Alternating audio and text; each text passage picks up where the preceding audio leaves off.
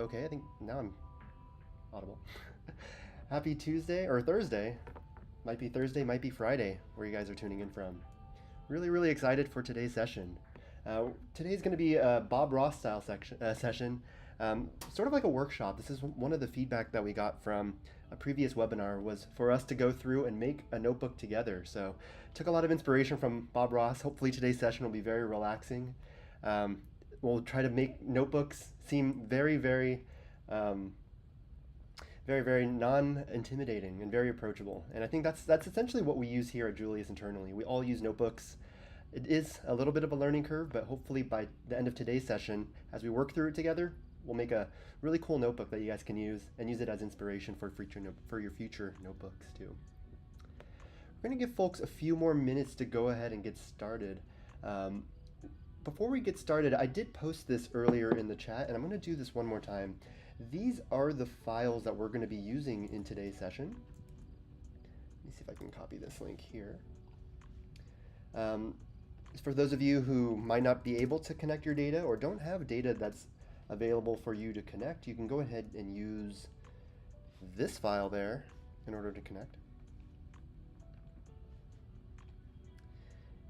I put Pro microphone. Now we're going to switch over to there we go, this microphone.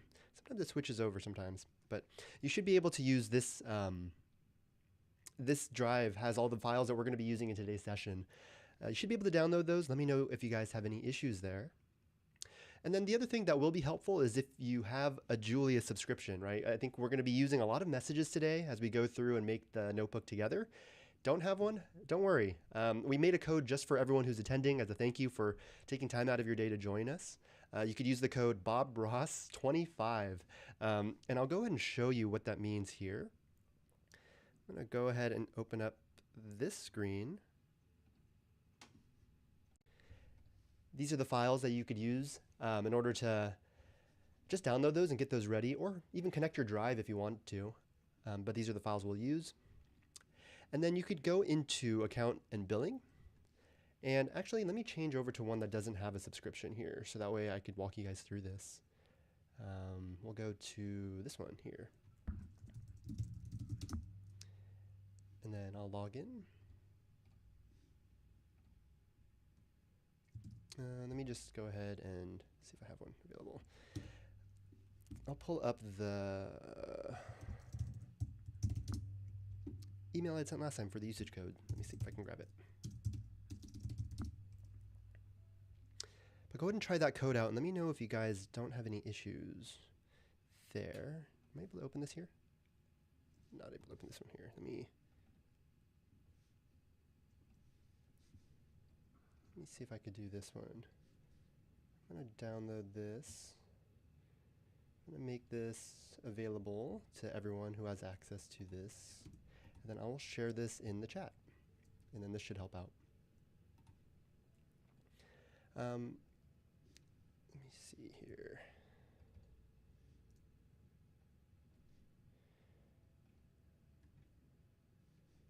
So yeah, you could use the code BobRoss25. I'll talk through it while I try to figure out where this lives. But if you go to your account and billing page, you click in here, you'll see one for subscriptions. You could also go to your account, and then you'll see one for usage codes, right? And let me open it up here on this tab.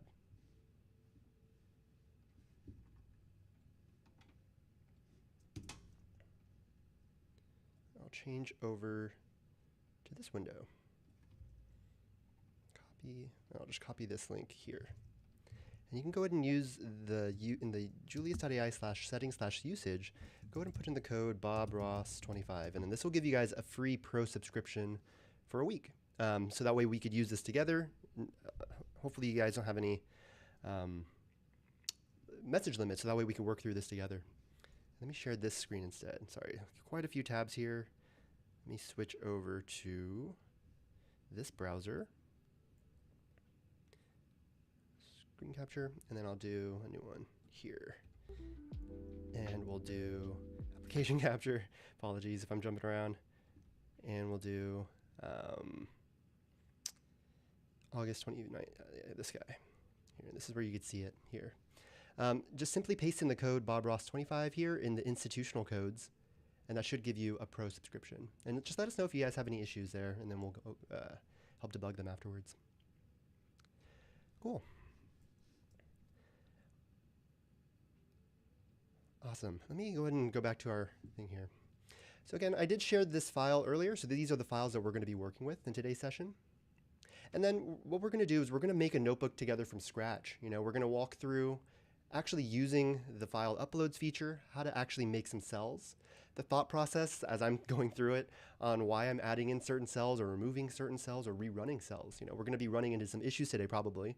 As most notebooks and using Julius goes, you might run into some errors from time to time, but we'll work through those together. And then finally at the end, we'll walk through how to use a finalized notebook, right? Once you have the end result, how do you rerun a notebook, schedule a notebook, share it with your team? All of these are different features that are all hidden away in notebooks, but hopefully at the end of today's session, you guys will be a little bit more familiar with how to use notebooks. That said, let's go ahead and get started. We'll go ahead and press New, and we're going to click on Notebook here. This is the canvas, if you will, of what we're going to be working on today, and this is the start of any good notebook. I'm going to double check that I'm connected here. I'm going to look at my thing in the top left, make sure that you're connected. Sometimes when you're logging in for the first time in the day, it's going to take some time for Julius to get your environment all set up for you. If you're logging in for the first time in a really long time, it's going to take some time. So just double check that the light is green up here in the upper left-hand corner.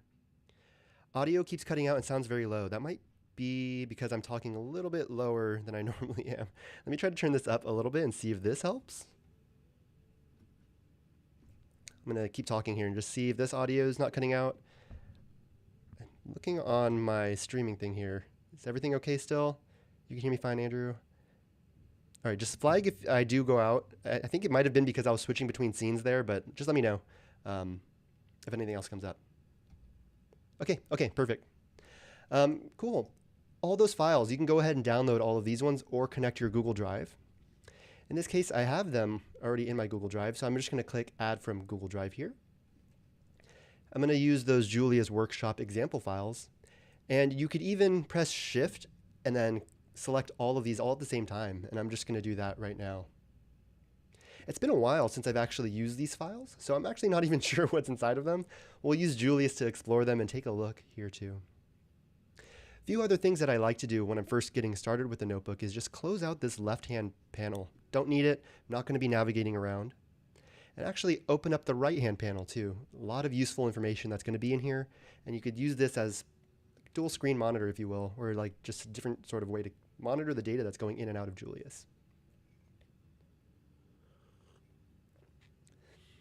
When you first add in data, it doesn't populate in the Data Explorer, right? We're simply uploading it into our notebook. So the first thing I'm going to do is just tell Julius load and preview the data in this prompt cell. You could click Run in the upper left-hand corner, or you could just hold Command and Enter if you're using a Mac, or Shift Enter if you're using a PC. And that's going to run the cell. You could run multiple cells if you want to, all in sequence. You can't run two cells at the same time.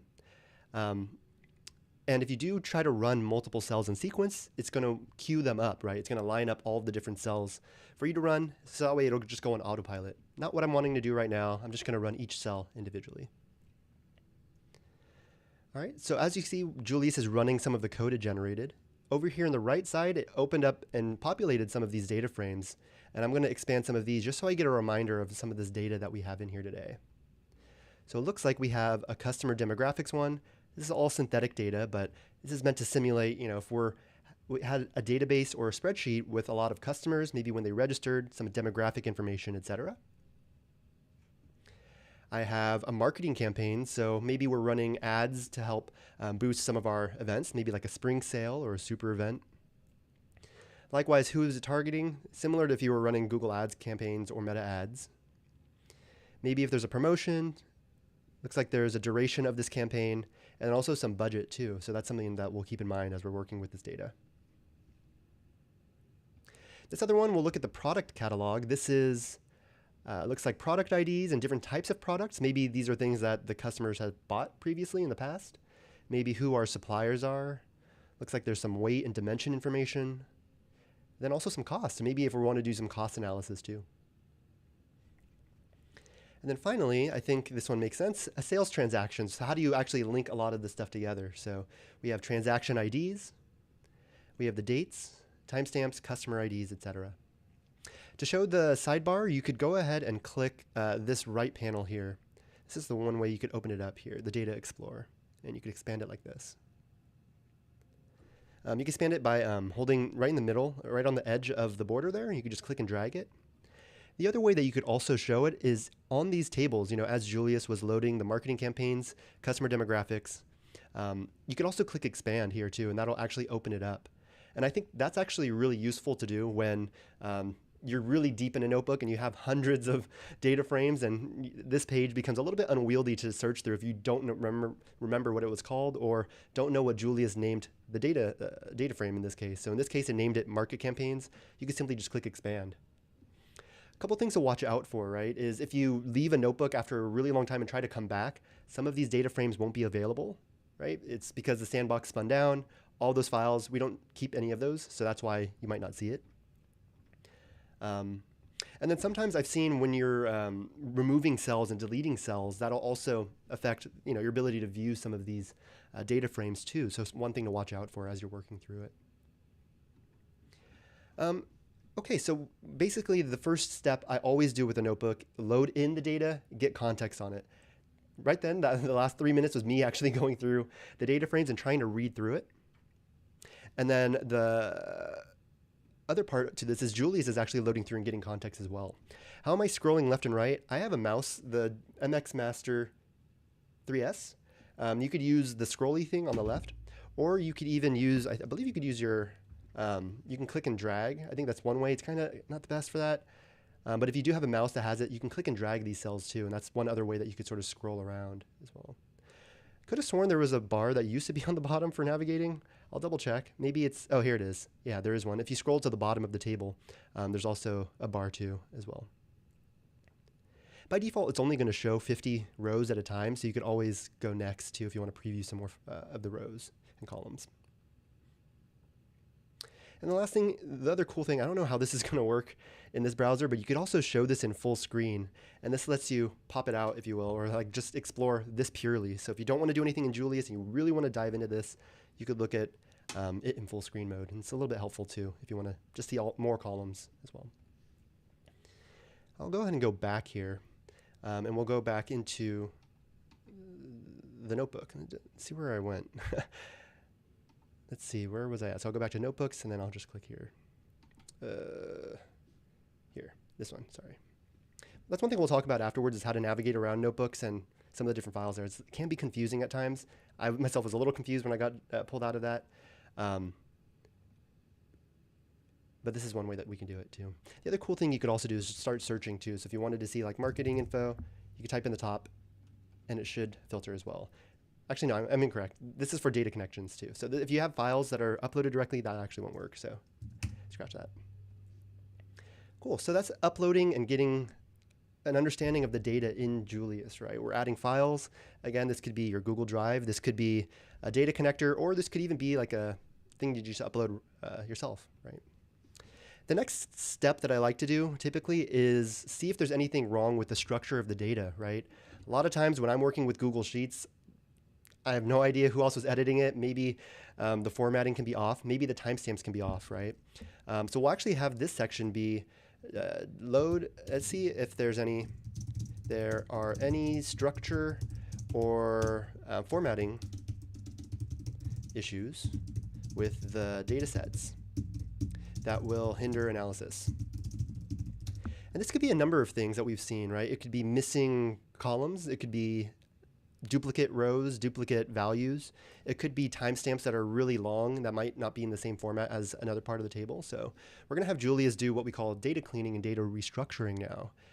Not always required when you're making a notebook, but if I'm working with especially Excel files, or if I'm working with CSVs, or I'm just not sure about the source of the data, right? Then I'll typically have Julius just run through and do some cleaning and identify if there's any issues, right? Okay, so customer IDs overlap. not uncommon, right? You could imagine if a customer is purchasing multiple things, they might be showing up, so not uncommon. SKU overlaps, if they're looking at like the product, the sales transactions we were looking at earlier, of course there's going to be some issues there. I don't think we need to fix those, but here, we'll see if there's any overlaps. Date parsing. I'll just say let's fix any date parsing. Date and timestamp parsing issues. And that's it. Other common things that I've seen before are, if you accidentally had deleted a column and you try to join it to another and there's just not a way for you to join the tables together, you could run into issues there. Inconsistent date and timestamps, I think that's another one where you might have year, month, but another one you might have it all spelled out. So it's another thing to look out for. But I always just have Julius take a look and double check, especially if I'm not sure.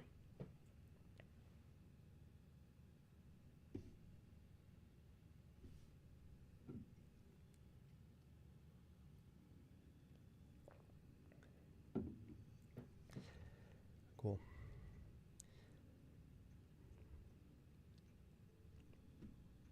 Okay, so there we go. And it looks like 18 times on parse while present. I'm going to leave it at that. I think this data set's pretty straightforward, the one that we're using in today's session. Next up, let's just keep making some more cells here. I'm just going to click cell on the bottom and we'll add a new one. Now let's just have Julius do what we call EDA, or exploratory data analysis. When you first upload data to Julius, it's going to analyze and get a high-level overview, but it's not going to really dive beneath the surface, right? It's not going to get in some of those meaty trends that you might see, or meaty insights that you might get from like analyzing the data over time or from using the data set yourself, right? Julius likewise won't have that context, so we'll say run some exploratory data analysis on all the data and see if you can find some interesting trends or insights. We'll let this run.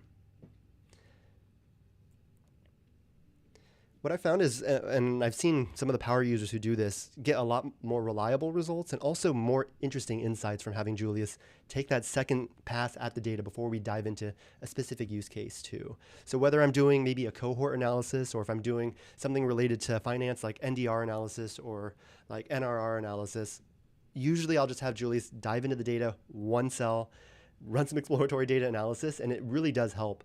First, understanding the data a little bit more if there's any nuances, but separate if there's any context or business use cases that you might be able to find from just diving into the data and seeing some of these trends.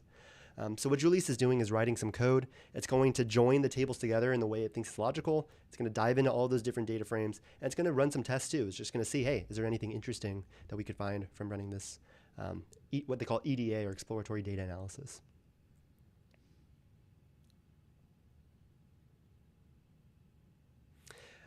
Again, notebooks are not linear, right? Not just linear, I beg your pardon, but that doesn't mean that we have to keep on adding cells after. At any point, we could go back and add in cells before, right?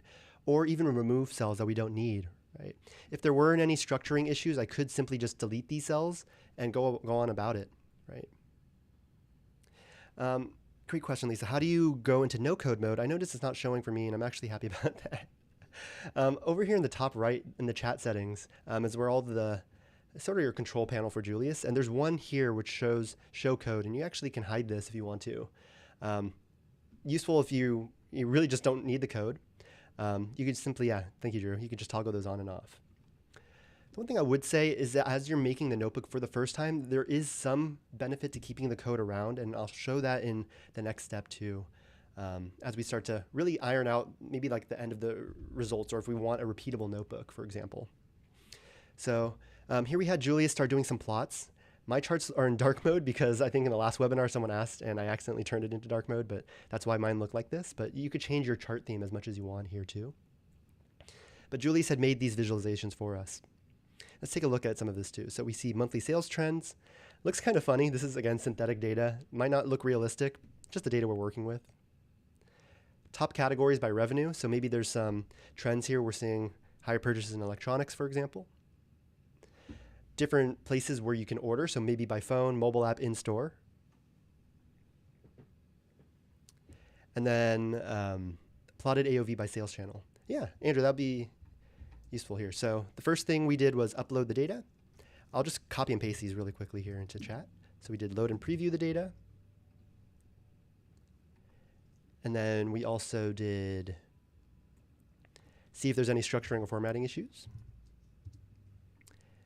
And then we did let's fix any date and timestamp parsing issues. And then we'll post these all afterwards too for folks that are watching the recording of the webinar. And then finally, run some exploratory data analysis. I think if you were to make a notebook with just these 4 prompts, it would actually do like 90% of all analysis that you need it to do. These are pretty much all the same steps I always run every single analysis I'm doing, whether I'm doing a demo for a customer or doing a post for Julius. A lot of the times you'll see the posts we do on our page. I use synthetic data, but we use notebooks to make these a lot of the time. Cool. Let's just see if there's any trends for let's put on our thinking cap here. I'm going to be like an operations person. How do I optimize my sales, right? What are some things I should focus on sales? So let's try, I'm an operations manager. What are some ways that I can optimize sales for the next 3 months using this data? Let's try this out. I find using some persona stuff like this is helpful, right? If you just put it from a generalist point of view and just say, hey, what are some ways I could optimize sales? It'll get you pretty decent results. But if you tell Julius, like, hey, I'm an operations manager, or hey, I'm a marketing manager, or hey, I'm leading our sales team, how can I optimize sales? It's just going to slightly cater the results there too. So there's some ways that you can craft these prompts to put on that persona, give Julius a little bit of breadcrumbs about, hey, the work you're trying to do or the persona that you are, right? And find that's helpful. And you can see here, it's going to cater the results there. So double down on high return on ad spend campaigns. So different ways we could manage our marketing budget. Pricing and margin. Let's see. For high volume SKUs with strong margins, test different price points. Okay. Customer targeting and retention. Prioritize high CLV age income segments for premium offers. Okay. Campaign calendar and seasonality. Yeah, that's true. So a lot of the data, especially if you're working on ones across multiple months or across the year, even we internally see some seasonality when it comes to Julius. It's something that Julius will analyze and take into account in some of the analysis it gives you and insights. Geography and operations. Okay, top locations. Cool. So we have a whole bunch of different insights into the data, right? And again, this is because Julius is trying to optimize sales, right? Let's run with one of Julius's suggestions here. If you want, I can build a 90-day promo calendar with expected lift by category channel. Sure, I like it. Let's do it. I'm going to just copy and paste that and then run by pressing Command and Enter or just clicking the top left button. Other cool things about notebooks, it's really easy to rerun cells, right? This is all using GPT-5, if I recall correctly. You can sort of tell from the outputs. As you use Julius a lot, you'll be able to tell the structuring of the format, structuring of the outputs, and the different way it tries to frame it. A lot of bullet points, three bullet points in each one, and pretty lengthy results, typically GPT-5 there. But at any point, if you want to switch the model, you can do so in the chat settings page here. Select it, and you can even rerun the cell with the same exact prompt. It's just going to use a different model. Very useful from what I've seen. And we could actually walk through that here.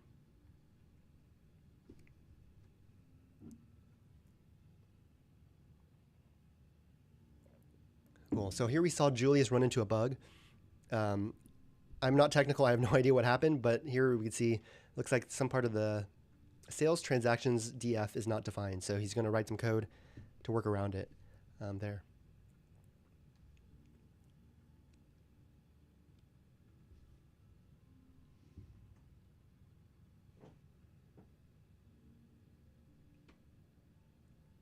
Okay.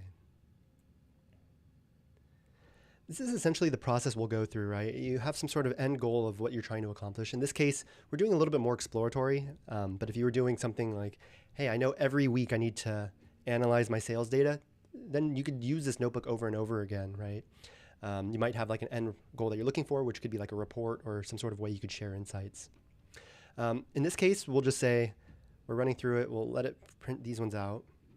And then we'll walk through how you could actually share some of these results and actually schedule notebooks too. But we'll let this finish.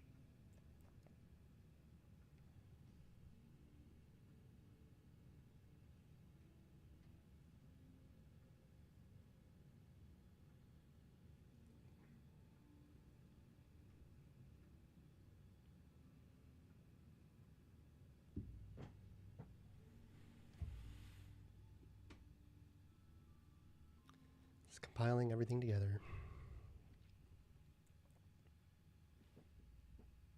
There are times, and we'll talk through this too, where Julius will keep on running into issues, right? Maybe like this first prompt when I ran it, it ran into this error, and then it tried to figure out a way to do it. It tried to fix it, ran into another error, looks like, and kept on going this way. But it looks like it got through, right? Imagine that didn't actually work. Imagine maybe there was no end result here, and it was just like nonstop running code. At any point, you could just stop the cell here, or you could even click stop in the upper right-hand corner and then just rerun it. And that's what I've seen helps a lot of the times, right? There's times where Julius will try to run code and it'll try to debug itself, and sometimes it might not get there. But just rerunning the cell, starting it again from scratch, or even slightly adjusting the prompt to help get around some errors maybe. Just say, hey, watch out for X, Y, or Z. Typically helps if you're running into issues too. Same thing with visualizations, right? Let's take a look at what it created here. Looks like this is just a download. Let's see if I can open this. Oh, here, we can click promo calendar 90 days, which is this guy here. This is what it is essentially outputted. But let's create, can you create a visualization showing, let's say if I wanted to present like this 90-day promotion calendar. I want to put this into a slide deck. All right, we'll try this out.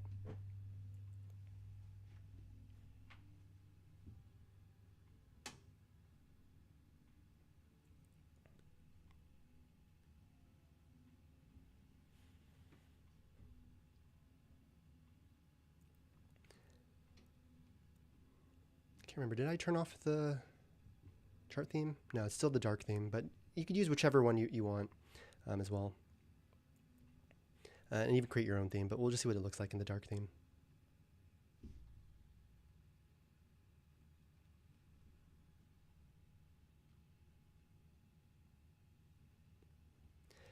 It takes some time. So pretty much whenever you see like these three buttons here, like the text, image, you know the outputs are coming. There's just some times where Julius will need to pull them, print them in the sandbox, and then take that sandbox and show it in your web browser, right? A lot of times that's what I'll see, and I'm always look for these three buttons here, or maybe if it ever says text, image. Those are how you know the outputs are coming. That's how I just, sometimes if I'm like, hey, what's going on? What's going on, Julius? Once you see those, you know it's coming. And here you can see the visualizations that it created. It's okay, you know, maybe I really don't, I'm not a fan of really thin stacked bar columns, right? It makes it kind of hard to see, and there's too much like gaps, right? So what I'll do is I'm just going to click on the chat settings here, and we're going to do a couple things. I'm going to change the model over to Claude for Sonnet. Let's try this out. I'm going to go to chart themes. I'm actually going to do no theme here. Let's just try it from scratch.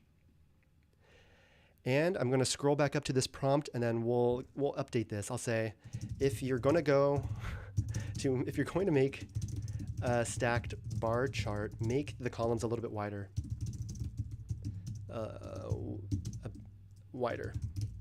Maybe, I don't know, like 10 pixels. You don't have to do this, like 10 pixels. But I like to just add in some of these visual things as we're doing the prompts, right? A couple side notes and side stories here. Anthropic, historically and anecdotally, I think creates better visualizations than some of the GPT models, except for GPT-5. I think GPT-5 is starting to put out some better visualizations than maybe O3 and 4.1, which we used previously. But I like to switch over to Anthropic and just see the different results there too. Separately, Julius doesn't see what it's doing, right? And it's a weird thing to say, but it doesn't have eyes like we do. It's not looking at the visualizations in real time. It does, and something that the engineering team is working on is, hey, take the outputs, put them through the model again, and just double check that everything looks correct. Not something that happens in real time, but you could act like Julius's eyes, and that's the way that I like to tell folks that I'm walking through the product is, look at the visualizations that's being made.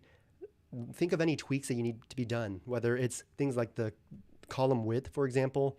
Sometimes you might see really long like axis labels or series labels that just make the charts really tiny. Had a couple of those yesterday. Just tell Julius like, hey, this is what's going on. That's how you could fix it in one way. And I'll actually show you a different way that we could do it too, which I actually think is pretty cool. So we'll walk through how to make better visualizations in a notebook. Cool. Doesn't look like it's switched to dark theme, but you could see the different type of visualization with Anthropic. A lot of times it's going to print out multiple different visualizations in the same image. And sometimes I like that. Sometimes I like to show maybe like a 4x4 with 4 different types of charts, right? Aesthetically, I like this more. It all comes to personal preference and what you like to do and how you are presenting it to your team or to your in your presentation, right? But aesthetically, in my opinion, personal opinion, I like Anthropics a little bit better. But one thing you could do, imagine I wasn't happy with how close some of these are together, or maybe this legend up here in the upper left-hand corner is just really difficult to read, which it is, right? I honestly can't even tell you what that is. One thing you could do, and this is a little hack, is you could just copy the image. Let's make a new cell, and you could just paste it back into Julius. Or sorry, that works in threads. You have to use a file cell here. Let me do this one. We'll do source.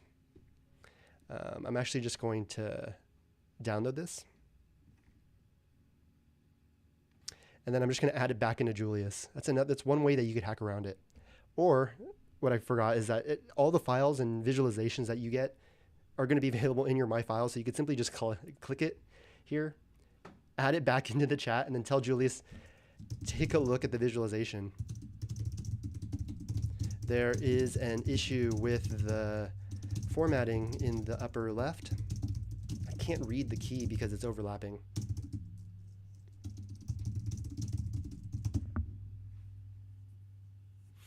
Could you call Plotly into the Python environment? Absolutely, right? Any Python libraries that you have available or that you know are out there, 99% of them we could use in Julius, right? There's slight caveat to those ones where it's just we don't know what they are, so we can't really add them. But if Julius has access to it and it's able to add it, it should be able to do it. Let me try this again. Let me click upload data and just see if I can find that one download. Here, I'm just going to click on this one, see if this works again. Done. There we go. It seemed to work this time. So in that case, I just went over here, click the checkbox, and in the upper right-hand corner, you can click the check mark here, or you can just click out of it, and it's going to add it. And then I'm going to rerun it here. But yeah, that's a good idea. You use Plotly. It's just we don't rerun cells, to have Julius take a look at it. I think that's something that's we're going to add eventually, right? But basically, when Julius is done either creating the visualization and printing it to you, it thinks it's done, right? So there's nothing that's really prompting it to rerun or try it again. Okay, this is good. So you can see we're going off course. I'm not sure what Julius is doing. I'm just going to tell it to stop, and I'm just going to rerun the cell and see if this works. How did I know something was going wrong there? When it's writing a lot of code in the same cell and it's just starting to print, it's just using the wrong tool is how I like to describe it. And here it's doing it again, right? So I'm not sure why it's running this code. Maybe it's just getting confused. Right, so I'm just going to stop it one more time. Yeah, definitely overthinking it. Let's go back and let's change the model back to GPT-5 here and see if this works.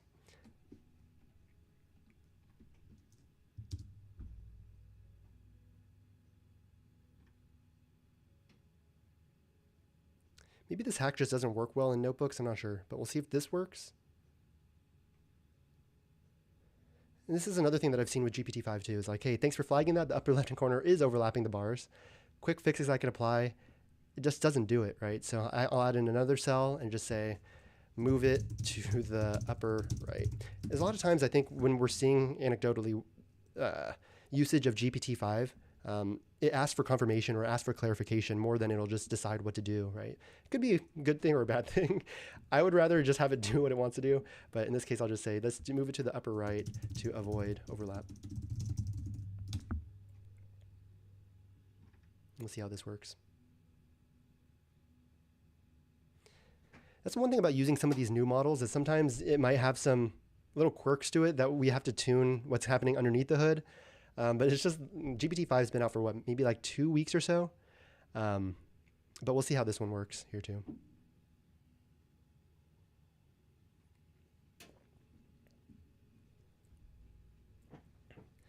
Where is the code? I think you're talking about this code. This code it takes some time to generate it, right? I think you'll see Julius thinking. It'll pop out there. But we'll see if that works. Oh, the 3 days for use code. Use the code BobRoss25, and then that should be able to get you, actually 7 days too. We decided earlier today that, hey, we'll just give you guys more time. I'm curious. Yeah, so there it goes. I'm just going to click this. You can see it's faster than waiting for it to print it, but over here on the right, it moved the key over too. But it's the same visualization that gets printed here. Okay, I did mention before that sometimes having the code visible is helpful and useful, right? Let's say I'm running this notebook, or I plan to run this notebook every single week before my sales meeting, right? I actually wouldn't want Julius to regenerate the code because first, I don't know how it's going to create visualizations again. There's infinite number of ways it could have fulfilled that prompt, right? But what I'm going to do now is you can just simply click on this little stamp icon. It's really, really tiny, but turn into repeatable steps. And what it's going to do is it's going to separate out the prompt I had written with the code that Julius had used, right? You click accept 2 changes there, and it's going to add it to our notebook here. Why would you want to do this, right? Well, say I do want to run this notebook next week without regenerating it. Julius is just going to run this cell here, the code, and then it's just going to print out the results as if, just like we had just done it. So we'll see if this works. Right. And there you go. We printed it again. Exactly the same formatting. Everything's really consistent, right? This is from feedback from users like, hey, I want the same visualization over and over. Stop changing it, right? Or, hey, how do I get more consistent results, right? Well, this is one way that you can do it. Couple of caveats there. It does require you to keep the code, so it'll be there.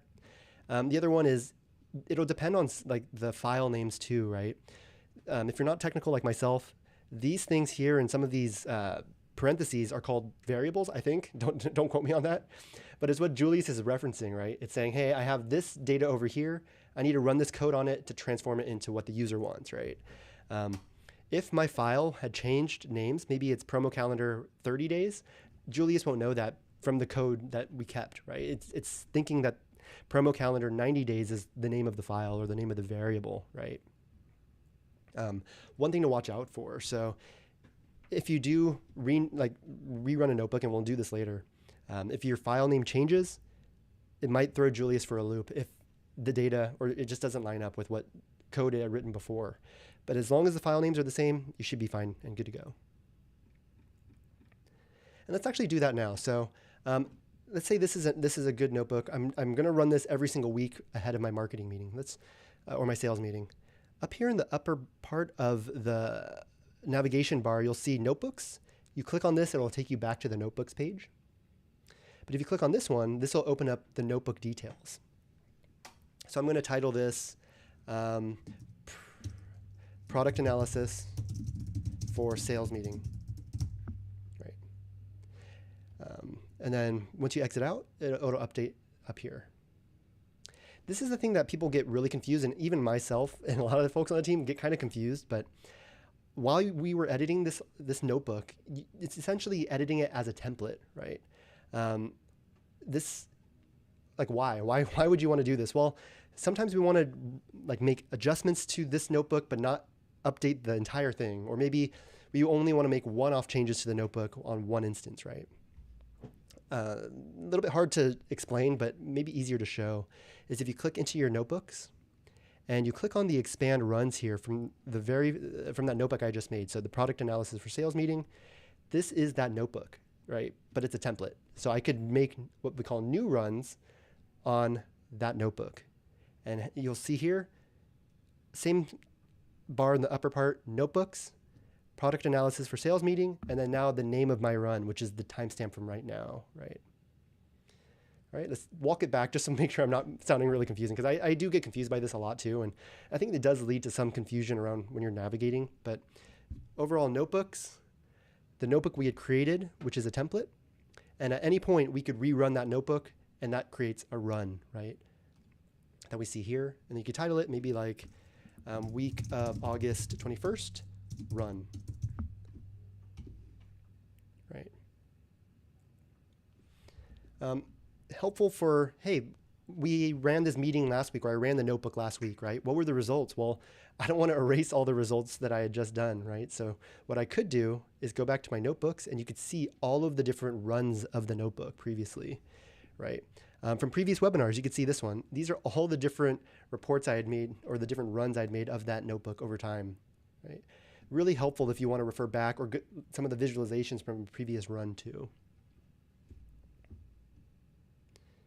And then if you want to make a new run, all you have to do is click on the play button over here, and that'll do a new run of the notebook. One last thing before I show you the scheduling, right, is what if I want to make changes to my notebook, right? Maybe this notebook wasn't fine to be reran again. Maybe I don't need some of these cells. You could make as many adjustments as you want to the notebook template, and then that'll save it in the notebook, right? So you could update. I think a good example is like Google Drive and Google Docs has a template library. You could update the main template that it's using, so that way anytime someone clicks on it and makes a copy of it, it's going to have those in the copies of that template, right? And you can do the same thing here in Julius. That's one way. The other way is if you were running, for example, the notebook again, and you have this, you can see this is the run I made, the week of August 21st run. If I make any adjustments to this one and I was like, hey, I wish these were in the notebook template, you don't have to copy it over. You could save this entire run to template here.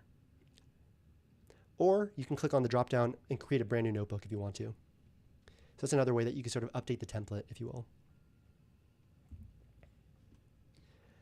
Okay, scheduling, right? So one thing that we do internally is every Wednesday we have our own growth meeting where we review metrics and stuff.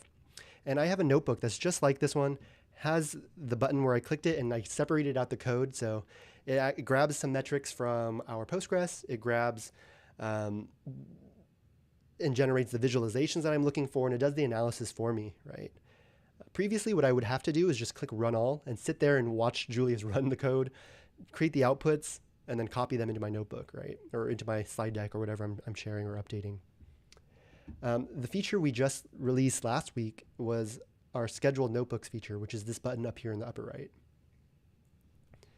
You could enable this, set your time zone, create a schedule name, like say maybe this is product analysis for sales meeting weekly run or something.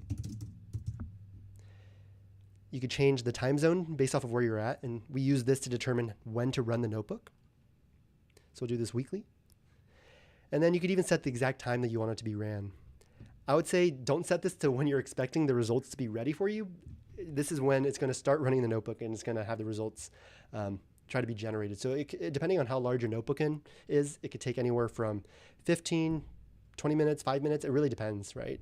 The notebook I was talking about earlier that we use internally takes anywhere from 10 to 15 minutes to go through because it's running through a lot of code. So one thing to keep in mind when you're setting the time here. And then day of the week as well. What's going to happen once you save this and when it runs is it's going to send you a notification in your email when it's done running. If you want to test it out, you could simply click Test Now, and it's going to create what they call an instant run of the notebook, right? And it's going to run through it there. A few things to call out, right? This is probably best for data connectors, right? I won't have any files attached to this. Right? It's useful if the data is constantly changing or maybe every week it uploads. One thing to call out. If you don't have a data connector, all you have to do is just add the files in maybe the night before or download it and put it in your My Files and then tell Julius to grab it. That's another way that you can work around it. But 95% in the notebook we use internally, we use a data connector. That way we don't need to do any updating of the data, downloading and uploading. Julius will already pull any live data and then we'll start running the notebook off of that, if that makes sense. I wouldn't be surprised if it didn't get confused here, but it looks like it's able to run it because it's referring to the data in my file that I have. But to talk you through that again one more time, if you have your Postgres connector or Snowflake or BigQuery, or even if you use something like HubSpot, or if you use something like Notion, or if you use something like Google Ads, you can connect any one of these and then pull data live in Julius without you needing to be there. So that's why scheduling works a little bit better with data connectors. Future webinars will walk through some of these, but Zapier is really, really cool one that we'll walk through. Cool. So what Julius is going to do when it's scheduling a run and it's trying to run it without you being there is it's going to run all of the cells at least 3 times, right? Again, this is probably best for notebooks that you've been able to run through without touching it live. Make sure that the code is able to go through it at least one time, right? Wouldn't really use scheduling for a notebook that really isn't polished up, but if you're able to at least get visualizations in a notebook that you've ran, you should be able to schedule it, is my rule of thumb. Cool, so it's running there. If it does get stuck and it does run into an issue, you'll get an email saying, hey, we weren't able to complete your run. But if it's able to get to the very end and run the last cell and print out all the visualizations, you'll get an email saying, hey, your run of product analysis for sales meeting weekly run is complete, and here's the results, and you'll get a link to it. You see the visualizations here being printed out. What else is useful? So in the upper right-hand corner here, you can click Invite Others. Really useful if you have a team of folks that are using Julius together. What you could do is you could share it with someone, and they could come into this notebook with you live, update the prompts, see the prompts being ran and executed in real time too. So useful for, hey, we're jamming on something together. You guys don't need to come over to my desk and watch me do it. We're actually just going to do it all together there. So that's one other cool thing that you can do. Maybe next time actually, I don't know. I was thinking maybe next time we could actually share the notebook with viewers, but that seems kind of chaotic, but maybe we could try it. But that's one thing to test out, is just seeing the outputs live in real time. A couple other things to call out too, sharing. So if you share, slightly different than adding folks. This is similar to like any other application. You could copy a link. You can make it visible to everyone on the internet if you wanted to. You could even publish it on the Explore page, right, where all of our other notebooks live. And then you could even copy the link and share it with someone. And they don't need a Julius account just to see the outputs initially, but if they want to dive into the code or make any updates to the notebook, they'll have to. And then finally, one last thing up here is the Generate Analysis Report button. What this does is it takes away all of the prompts and code that we created and just boils it down to key insights and any visualizations from this notebook. Really useful if, again, you're making something you want to share in an email or make something that you want to share in Slack. A lot of times, and similar to what you were mentioning earlier, is that you don't really need the code all the time. It can actually be overkill and kind of confusing for some folks. And I like to just redact it away, generate a report, and then see what this looks like.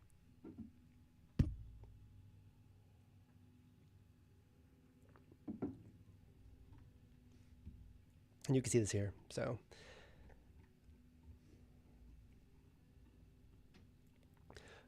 one cool thing about the MCP connectors, again, the one that we were talking about earlier for data connectors, is if you guys do have a Zapier or Zapier account, you could simply connect it, right?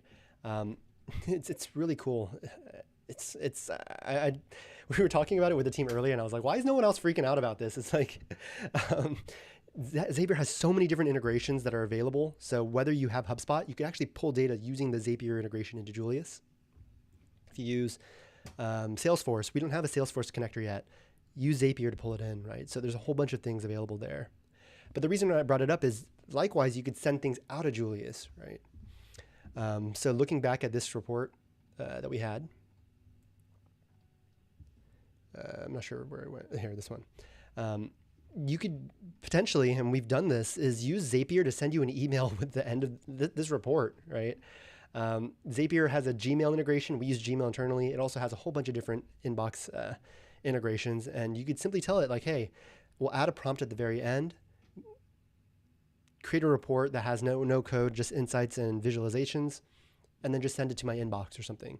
And then there you could just set forwarding rules or make any adjustments in Zapier as you need to. So I think it's really, really, really cool. But maybe we'll walk through that one in the next section, the next session. Cool. Hopefully this was helpful. I think I like this format a little bit more. I think talking through a notebook is kind of, I think I could imagine my eyes would glaze over, but maybe making it a little bit more interactive would be helpful. Maybe ahead of time for the next session, we'll give you some prompts to run and maybe walk through how we'll do it. I think that'll be useful. We'll share a one-pager ahead of the call. I think that'll also be useful. But if there's anything you guys think could be useful for the next session, maybe the next workshop session or maybe the next deep dive webinar, let me know.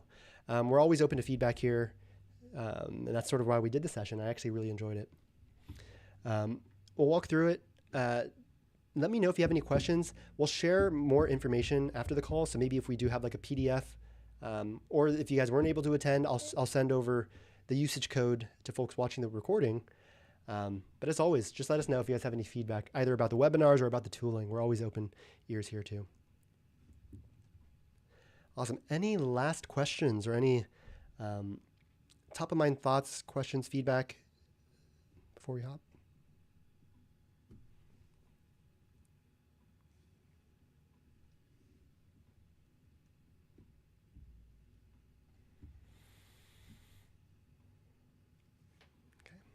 Awesome.